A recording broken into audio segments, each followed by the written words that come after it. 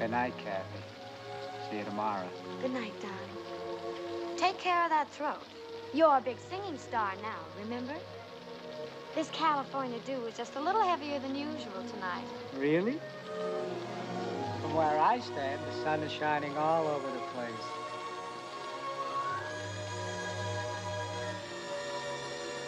Sitting next to a swimming pool, somebody dives in, and she's too pretty, so I can think of something else. I think of the waves and things that have formed in the water. When there's lots of people who dived in the pool, there's a very great choppiness of all these waves all over the water, and to think that it's possible, maybe, that in those waves is a clue as to what's happening in the pool.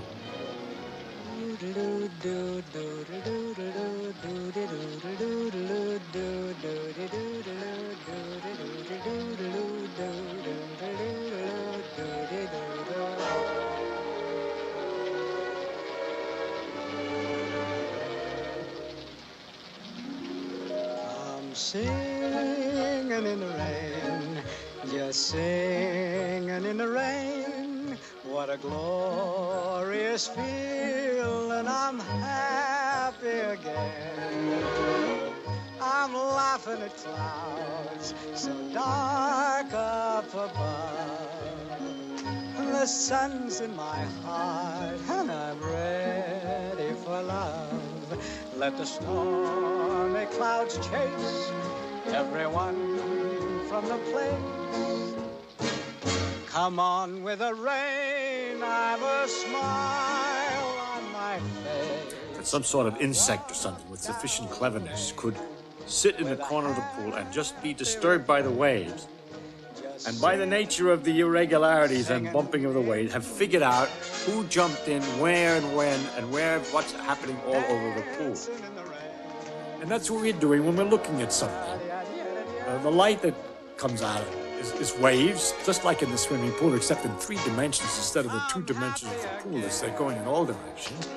And we have an 1/8 of an inch black hole into which these things go, which is particularly sensitive to the parts of the waves that are coming in a particular direction. It's not particularly sensitive when they're coming in at the wrong angle, which you say is from the corner of our eye. And if we want to get more information in the corner of our eye, we swivel this ball about so that the hole moves from place to place. Then, it's quite wonderful that we can figure out so easy. That's really because the light waves are easier than the waves in the water are a little bit more complicated. It would have been harder for the bug than for us, but it's the same idea. Figure out what the thing is that we're looking at a distance.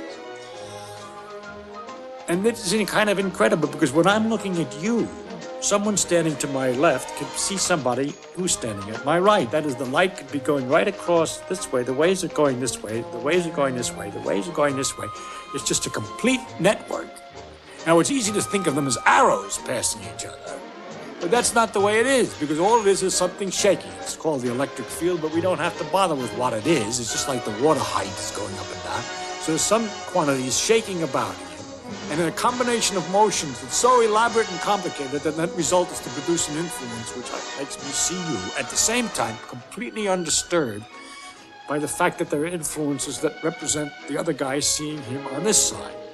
So that there's this tremendous mess of waves all over in space, which is the light bouncing around the room and going from one thing to the other. Because, of course, most of the room doesn't have 1/8-inch black holes. It's not interested in that light, but the light's there anyway. I mean, it bounces off this and it bounces off that, and all this is going on, and yet we can sort it out with this instrument. Is it possible to write down a state for the ABC system, for the whole system, such that B is also entangled with C? Dancing and singing in the rain. But beside all that, those waves that I was talking about, in the water, maybe they're so big, some of them, and then you could have slower swashes, which are longer and shorter. Perhaps our animal who's making his study is only using waves between this length and that length. The shorter waves are blue, and the longer waves are red.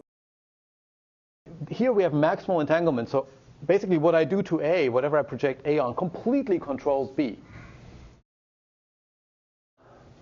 The other concept that's really important is the monogamy of entanglement.